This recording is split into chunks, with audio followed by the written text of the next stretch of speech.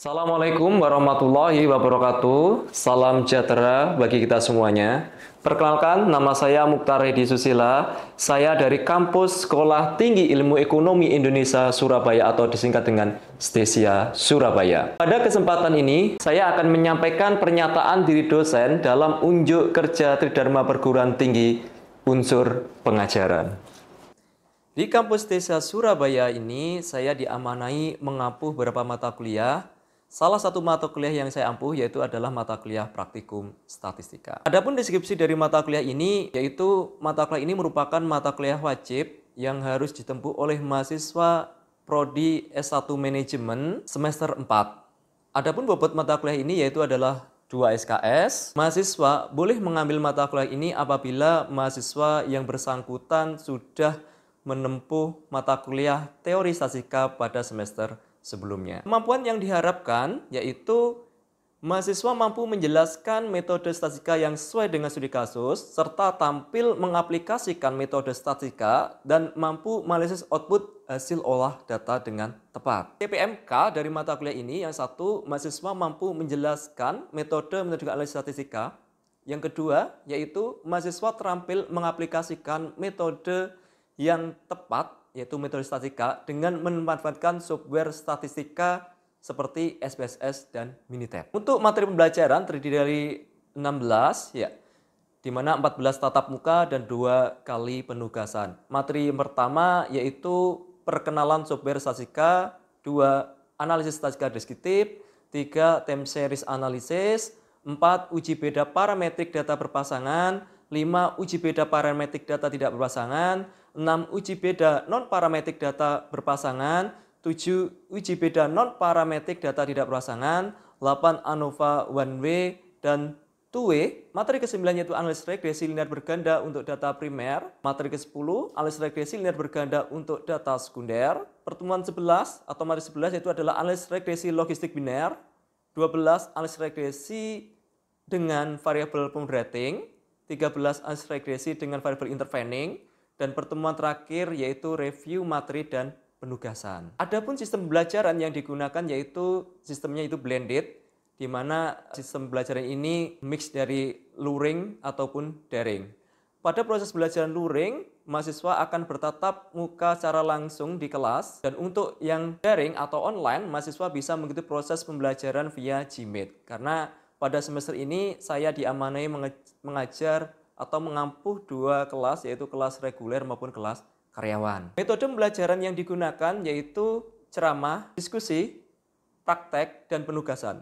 Ceramah digunakan yaitu ketika dosen menyampaikan teori terkait metode statistika kepada mahasiswa. Karena mahasiswa harus paham terlebih dahulu untuk teorinya, baru dia bisa praktek. Diskusi dilakukan di kelas ketika mahasiswa berinteraksi dengan dosen dan kurang paham dengan materi yang disampaikan oleh dosen. Praktek, mahasiswa akan diajarkan oleh dosen bagaimana cara mengolah data menggunakan software statistika seperti Minitab dan SPSS. Penugasan diberikan kepada mahasiswa agar mahasiswa memahami lagi bagaimana cara pengolahan data dan analisis data setiap studi kasus dan setiap pertemuan diberikan. Selanjutnya, interaksi dosen dengan mahasiswa. Untuk diskusi interaktif antara dosen dan mahasiswa dilakukan secara langsung saat jam kelas baik via tatap muka ataupun online. Selain itu, mahasiswa bisa mendownload materi yang sudah di-upload di e-learning.stesia.ac.id. Adapun sistem penilaian dari mata kuliah ini yaitu ada 2, 1 nilai praktek bobotnya 65%, tugas akhir bobotnya 35%. Adapun nilai praktek mencakup kehadiran, keaktifan mahasiswa, dan tugas setiap pertemuannya. Indikator dari penilaian tugas yaitu ketepatan hasil olah data dan analisis olah data. Tugas atau soal latihan terdapat pada buku, di mana buku tersebut saya merupakan penulis pertamanya dan dibantu oleh rekan-rekan dosen lainnya. Berikut adalah buku yang digunakan di mata kuliah praktikum statistika. Indikator tugas akhir untuk penilaiannya yaitu ketepatan memilih metode, ketepatan hasil olah data, dan ketepatan hasil analisis olah data. Baik, untuk selanjutnya, mari kita simak video proses pembelajaran dari mata kuliah praktikum statistika pertemuan 9. Oke,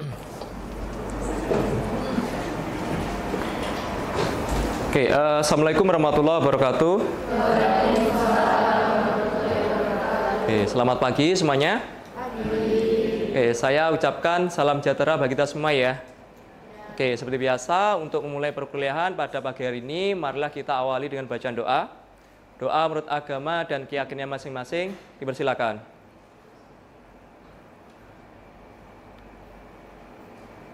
Doa dapat diakhiri. Oke, teman-teman mahasiswa sekalian, untuk hari ini kita sudah memasuki pertemuan ke-9.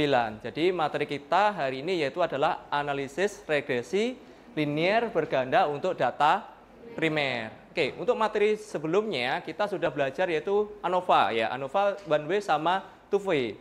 Nah, ANOVA 1W sama 2W sendiri, masih ingat nggak kemarin buat apa?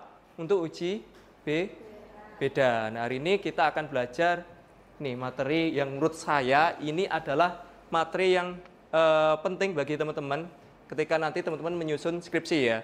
Jadi menurut pengalaman ya, hampir 90% dari cutting Anda itu menggunakan metode regresi linear berganda untuk menyelesaikan analisis deskripsinya sebagai metode analisis ya, kayak gitu. Jadi saya harap nanti untuk hari ini teman-teman memperhatikan materi ini dengan serius. Oke ya. Nah, sebagai intro, kita harus tahu terlebih dahulu apa sih itu regresi.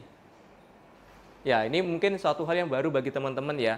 Jadi regresi sendiri yaitu adalah suatu metode yang digunakan untuk mengetahui pengaruh suatu variabel terhadap variabel lainnya. Ya, jadi kalau misalkan teman-teman nanti ada penelitian pengen melakukan suatu pembuktian teori si variabel A berpengaruh terhadap variabel B, itu bisa menggunakan metode regresi ya. Jadi ini adalah metode yang bisa digunakan teman-teman saat nanti mengerjakan skripsinya ya. Nah, di regresi sendiri ada dua macam variabel. Itu juga kemarin kan ada beberapa variabel juga ya di materi-materi sebelumnya ya. Ya, masih ingat ya teman-teman saat uji beda, materi uji beda kan ada beberapa nama variabel ya. Jadi teman-teman harus bisa membedakan nama-nama variabel tersebut. Nah, di sini ada variabel independen sama variabel dependen. Oke. Variabel independen itu adalah variabel yang mempengaruhi, sedangkan variabel dependen adalah variabel yang dipengaruhi. Nah, mereka sendiri juga memiliki nama lainnya karena banyak referensi yang mengatakan bahwa variabel independen itu sama dengan variabel prediktor atau variabel bebas. Nah, itu sama aja ya namanya ya. Itu juga nanti untuk variabel dependen itu bisa juga dinamakan variabel respon atau namanya lainnya yaitu variabel terikat. Jadi teman-teman kalau misalkan menemui istilah itu sama aja, jangan dipermasalahkan gitu ya, karena banyak buku yang menamai kayak gitu. Oke, ini contoh dari kerangka konseptual. Nah, namanya regresi linear berganda, nanti pastinya minimal ada dua variabel independen.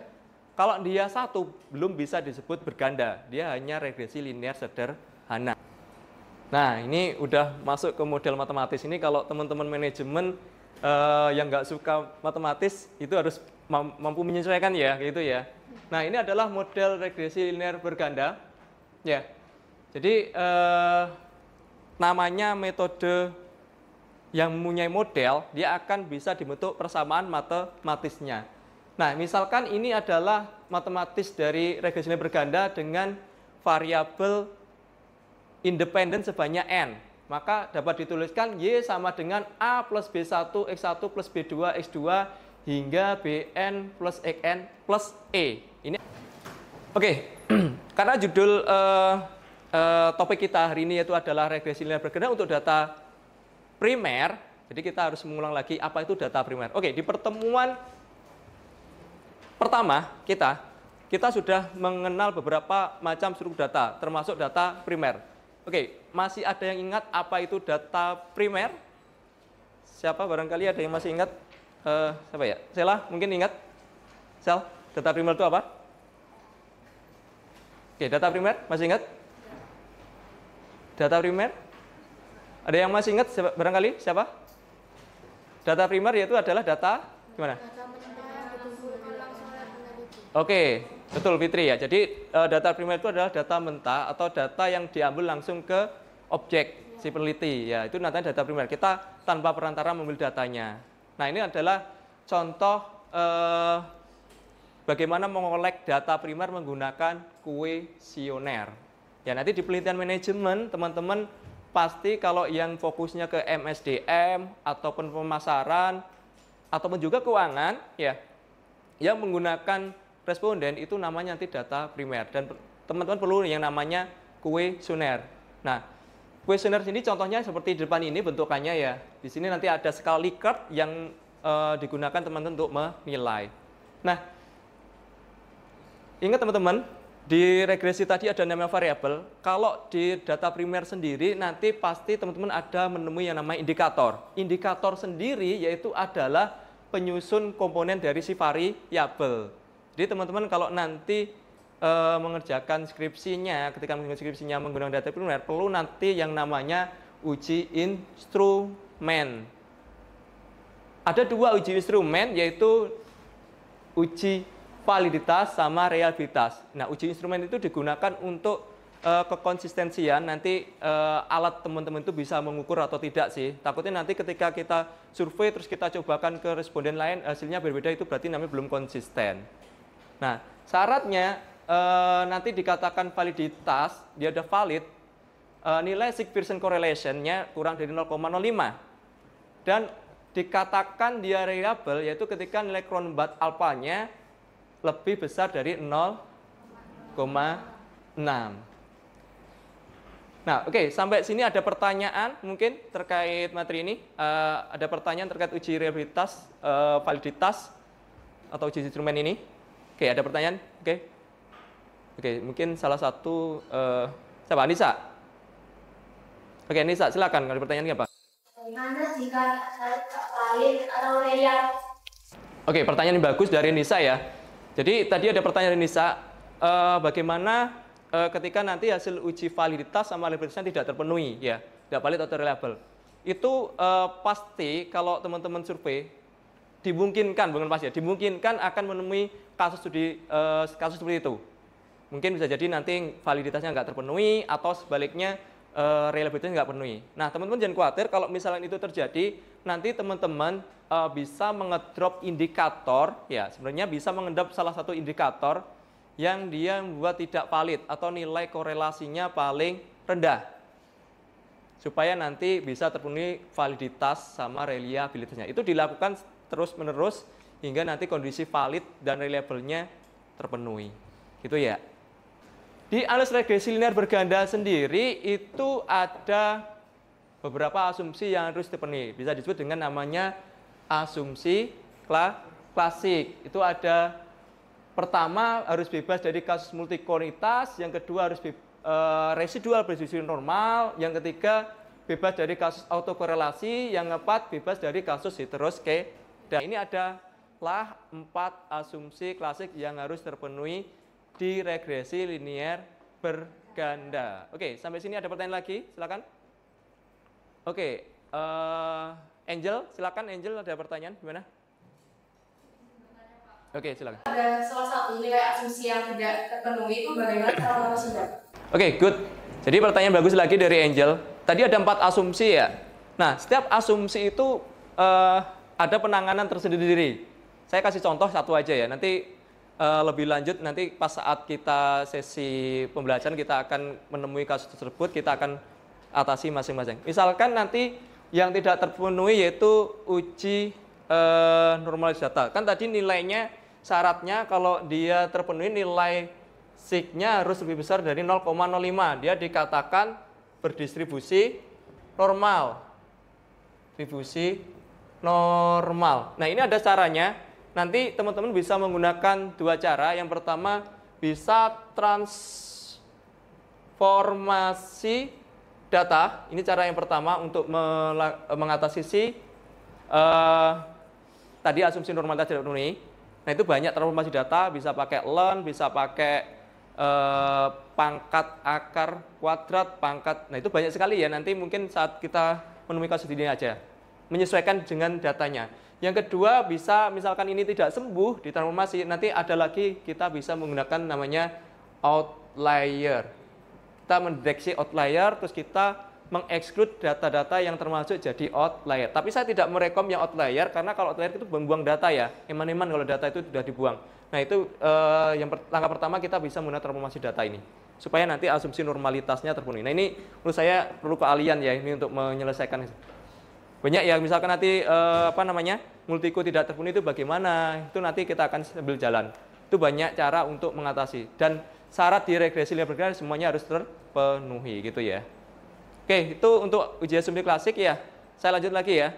Oke, selanjutnya yaitu, nah ini ada nanti ketika di regresi linear berganda itu ada namanya uji F, koefisien determinasi sama uji T. Nah, uji F itu digunakan namanya untuk uji serentak.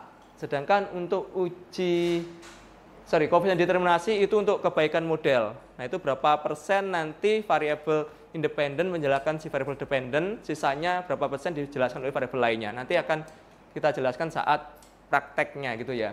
Terus ini ada uji T. Uji T itu pengujian secara parsial. Kalau teman-teman di manajemen ini, uji T itu rohnya ketika nanti teman-teman melakukan pengujian hipotesis penelitian Anda. Jadi apakah hipotesis teman-teman itu diterima atau tidak, gitu ya. Nanti jawabannya di sini. Ketika teman-teman melakukan analisis skripsinya nanti ya, kalau teman-teman sudah melakukan skripsi. Oke, biar lebih paham lagi ya, coba habis ini saya praktekkan bagaimana penerapan regresi linear berganda plus studi kasusnya menggunakan software SPSS. Kan udah diinstal semua ya SPSS-nya ya. Oke, sebelum masuk klik-klik di SPSS hand-on-nya, ini saya jelaskan studi kasus yang akan kita kerjakan ya. Di sini saya mempunyai studi kasus ya, judulnya apakah pengaruh lokasi dan fasilitas terhadap keputusan pembeli. Nah, ini ada berapa variabel? Ada tiga ya. Ada 3. Terus variabel independennya ada berapa? 2. Oke, 2. Gitu ya, Umi ada 2 ya? Oke, variabel dependennya yang mana dia? Variabel dependen? Oke, benar, keputusan membeli. Nah, ini ada hipotesis penelitian. Yang pertama, lokasi berpengaruh signifikan dan positif terhadap keputusan membeli. H2, fasilitas berpengaruh signifikan dan positif terhadap keputusan membeli. Oke, gitu ya. Jadi ini ada studi kasusnya. Terus habis ini coba saya praktekkan ya, nanti teman-teman bisa mengikuti ya. Karena untuk tahapan analisis klik by kliknya di buku juga sudah tersedia. Oke, teman-teman sembari saya praktek, teman-teman bisa buka bukunya juga. Saya akan mempraktekkan di depan ya.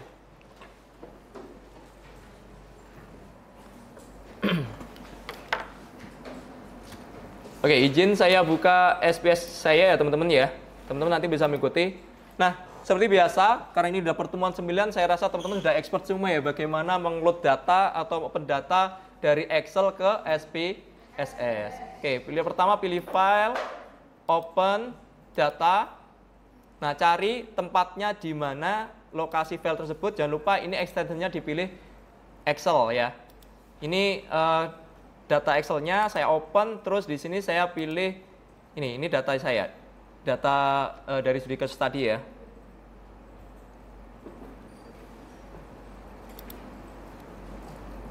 Oke, ini datanya teman-teman. Oke.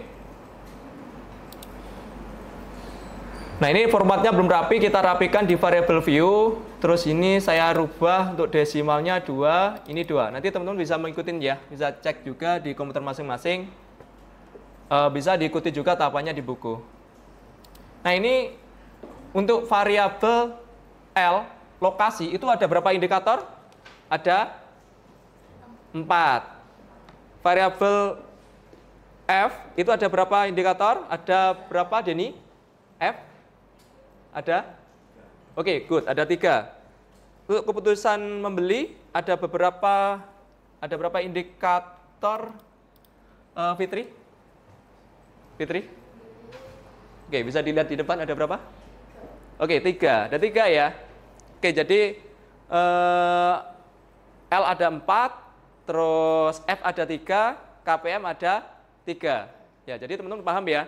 Di sini ada 3 variabel dan setiap variabel mempunyai jumlah indikator masing-masing. Nah, tahap pertama kita akan melakukan yang namanya uji instrumen, validitas dan reliabilitas. Kita cobakan salah satu variabel aja, nanti yang variabel lainnya teman-teman bisa menguji sendiri nanti ya. Oke, kita akan melakukan uji validitas reliabilitas untuk variabel lokasi L. Pilih analyze, pilih correlate, pilih bivariate. Nah, ini kita mau melakukan uji validitas. Kita select indikator beserta variabelnya. Nah, lalu oke. Nah, ini output ini nanti sudah saya summary di materi PowerPoint saya. Nanti teman-teman bisa lihat lagi ya. Yaitu adalah uji asumsi klasik. Oke, ini agak panjang ngeklik-ngekliknya, teman-teman fokus semua ya. Oke, untuk mengkliknya itu pilih analyze, pilih regression, pilih linear. Masukkan KPM ke dependent karena dia ada variabel independen kita. Terus L masukkan ke independent, F ke independent. Terus ini statistiknya pilih deskriptif, pilih corolarity, klik Durbin Watson, continue. Plotnya juga di sini S result masukkan ke Y, Z pred masukkan ke X.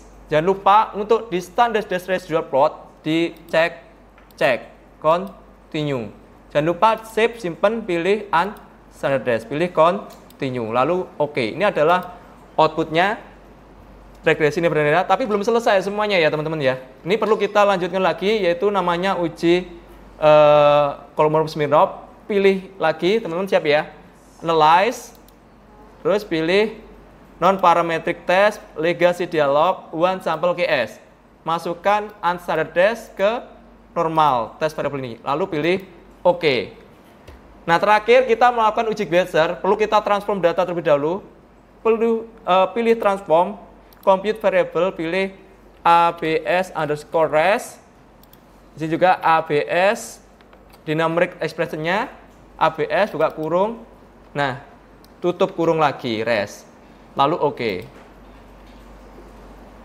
Ya, setelah itu kita running lagi, kita recall seperti regresi linear berganda tadi. Nah, ini untuk variable dependent-nya teman-teman ganti dengan si ABS underscore res. Statistiknya dikembalikan ke default-nya, nggak usah dicentang. Itu juga untuk plot, kembalikan ke default-nya. Ya, kayak gini, terus save-nya juga. Continue, oke. Nah, selesai untuk tahap olah datanya, klik-kliknya sudah selesai. Nah, habis itu kita analisis output-nya masing-masing. Ya, ini sudah saya summary di PPT, PowerPoint, jadi biar lebih gampang, karena nggak semua output kita gunakan ya teman-teman ya. Jadi output yang penting aja ya sampaikan. Ini yang pertama uji asumsi klasik. Nah, ini untuk one sample Kolmogorov-Smirnov test, tabelnya itu sudah terpenuhi ya. Nilai sig-nya lebih besar dari 0,05 yaitu 0,2 ya. Jadi dia sudah berdistribusi normal. Sudah terpenuhi ya Den ya. Oke. Oke, selanjutnya uji multikoliniaritas. Tadi syaratnya yaitu VF harus berapa? Risma berapa? 1,7. Nilai VF-nya 1,7 ya. Berarti dia kurang dari 10. Maka dia sudah bebas dari kasus multikoliniaritas. Oke, dua asumsi ini sudah terpenuhi. Selanjutnya yaitu asumsi, nah ini bebas dari kasus autokorelasi. Seperti yang saya sampaikan tadi, kita perlu yang namanya tabel Durbin Watson. Ya, ini sudah saya summary. Tadi jumlah observasinya ada berapa? N ada 65. K ada berapa? Oke, ada 2. Maka nanti diperoleh DU-nya yaitu sebesar berapa? Teman-teman itu bisa lihat. Oke, 1,66. Nah, angka 1,7 sekian punyanya Durbin Watson itu, dia akan lebih besar dari DU dan kurang dari 4 min DU. Oleh sebab itu maka dia sudah bebas dari kasus autokorelasi. Kayak gitu ya. Selanjutnya yaitu harus bebas dari kasus heteroskedasitas. Nah, kita gunakan uji Glasser. Tadi kita sudah mentransform data ABS underscore res, itu fungsinya untuk menghitung si Ziegler ini. Oke. Siapa ya? Coba Salma. Hasil nilai signya berapa itu? Kelihatan? Oke, signya yang saya warnai berapa warnanya? Kelihatan nggak?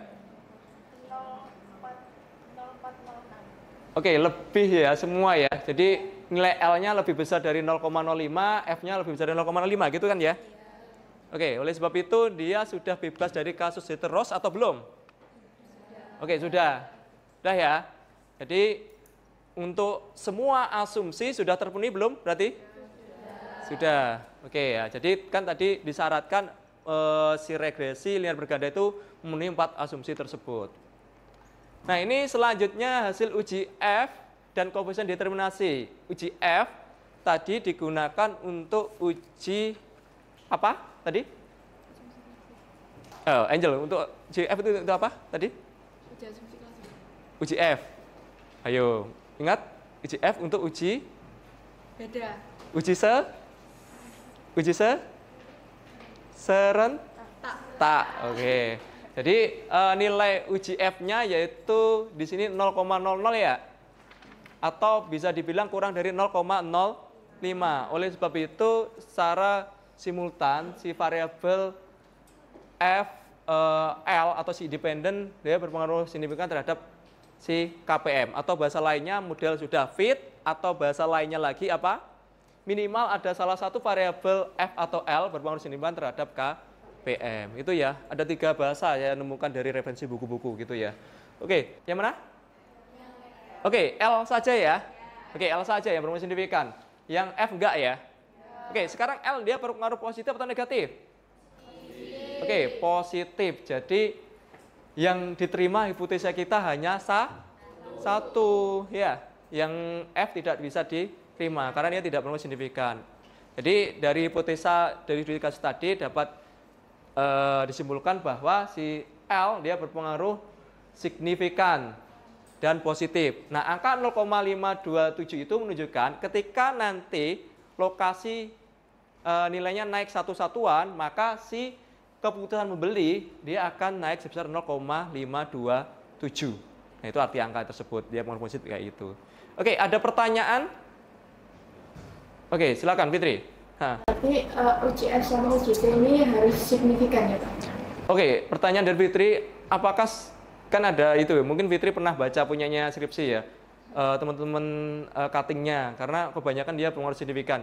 Nah, pertanyaannya, apakah uji F, uji T itu harus signifikan semua?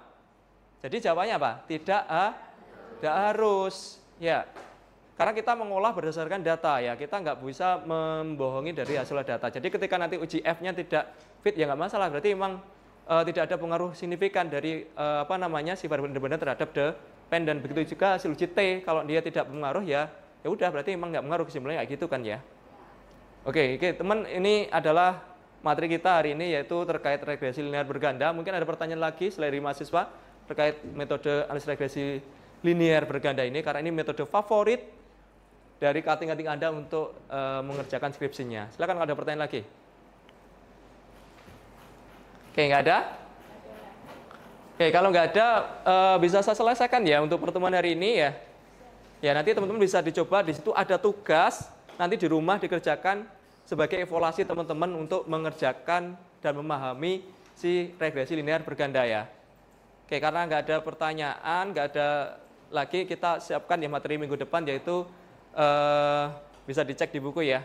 Nanti ada pengembangan dari regresi linear berganda lagi ya. Oke, teman-teman, terima kasih untuk hari ini. Ya, untuk menutup perkuliahan hari ini kita tutup dengan bacaan doa. Ya, berdoa menurut agama dan keyakinan masing-masing, dipersilakan.